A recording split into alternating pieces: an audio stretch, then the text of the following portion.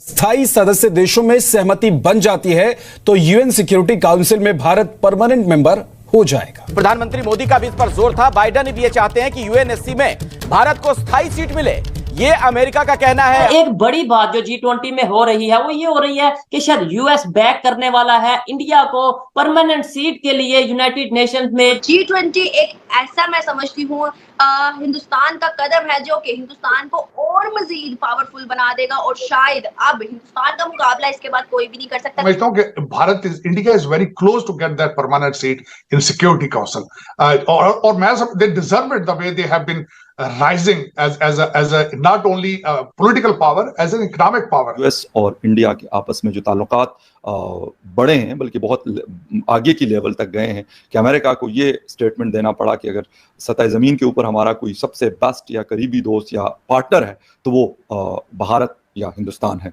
और मुझे लगता है कि आने वाला टाइम जो है वो थोड़ा बहुत पाकिस्तान के लिए बुरा साबित हो सकता है अगर सारे इस्लामिक कंट्रीज ने मुंह फेर लिया पाकिस्तान से। तो कि India is very close to become a world super power, इसमें कोई शक नहीं है। वो यूएन सिक्योरिटी काउंसिल की मेंबरशिप बढ़ाने के लिए इंडिया इज अ कैंडिडेट, ठीक है जी जी।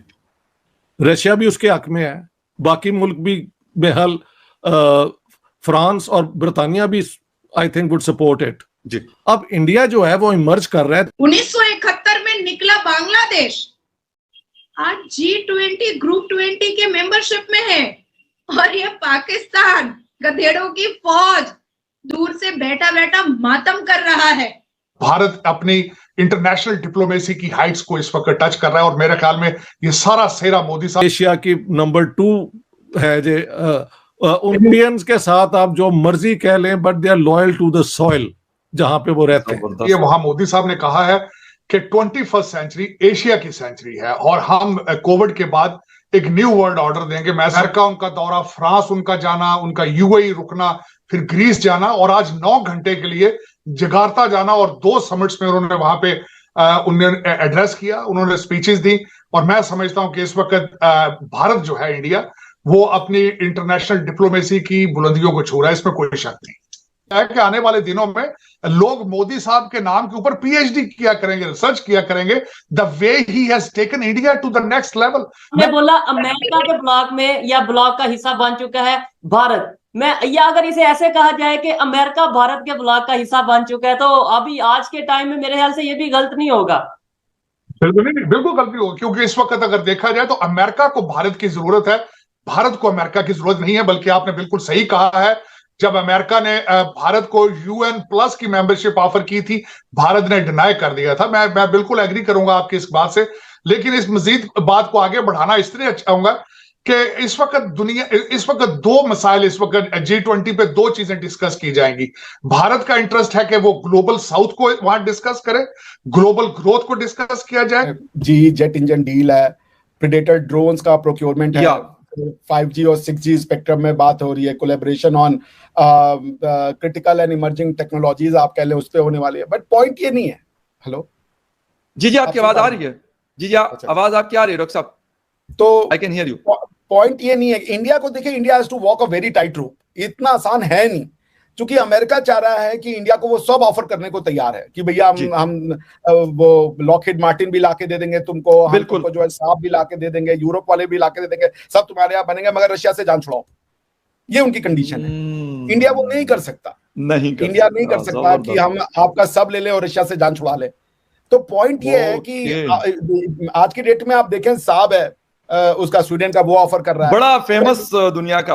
बिल्कुल एग्जैक्टली। तो सारे यूएस इंडिया में आने को तैयार है। वेस्ट कह रहा है हम मैन्युफैक्चरिंग करेंगे, ट्रांसफर ऑफ टेक्नोलॉजी छोड़िए, हम वहीं आएंगे, वहीं बनाएंगे, आप ही के लोगों को एम्प्लॉय करेंगे, सब करने को तैयार है आप, मगर फिर सुखोई से जान छुड़ा लीजिए। एक तो 17 बड़े जहाज आ रहे हैं जिनके ऊपर वीवीआईपी लोग आएंगे, उसके बाद 20 लिमोजिन बुलेट प्रूफ गाड़ियां हायर की गई हैं, उसके बाद 1,30,000 सिक्योरिटी के अफसरान जो हैं वो उस एरिया को घेरे में रखेंगे।